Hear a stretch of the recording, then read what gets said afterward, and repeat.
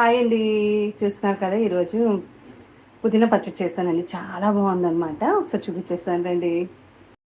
చూస్తున్నారు కదా, weekly once అయినా ఇలా చేసుకొని చాలా మంచిదన్నమాట. ఈ పుదీనా వచ్చి మన ఇంట్లో మనం వేసాం కదా, చిన్న కుండీలో వచ్చిన ఆకేనమాట. చక్కగా తీసి క్లీన్ చేసుకొని శుభ్రంగా కడుక్కొని కాసేపు అలా ఆరబెట్టి మంచిగా ఆయిల్ ఎక్కువ పడుతుందండి పుదీనా పచ్చడికి. ఎక్కువ అంటే ఎక్కువ క్వాంటిటీ అని కాదు, మనం తీసుకున్న ఆకుని బట్టి సరిపోతుంది అనమాట. చూసి తీసుకుంటే.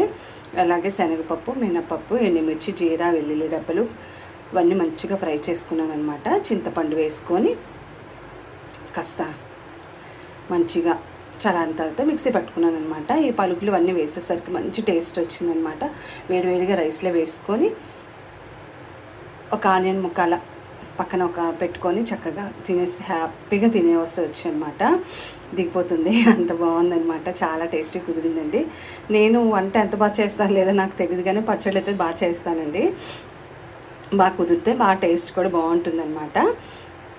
ఒకసారి మీరు కూడా ట్రై చేయండి అనమాట. వారానికి ఒకసారి తింటే మనకు నిలువు పురుగు కూడా ఉండదండి. చాలా మంచిదన్నమాట. ఇలా చేసుకొని తినడం వల్ల పిల్లలకు కూడా పెట్టొచ్చు అనమాట. టిఫిన్కి కానీ ఇడ్లీ దోశకు కూడా బాగుంటుంది. అలాగే ఇప్పుడు నేను ఏమేమి వేసానో చెప్పాను కదా, అవి మంచిగా ఫ్రై చేసుకొని ఆకు అనేది వాటర్ లేకుండా బాగా ఫ్యాన్ కింద ఆరబెట్టేసుకొని పౌడర్ చేసి పెట్టుకున్నా కూడా మంచిదన్నమాట. ఎలా తీసుకున్నా బాగుంటుందండి. ఒకసారి ట్రై చేయండి. నచ్చితే లైక్ అయితే అండి. Thank you.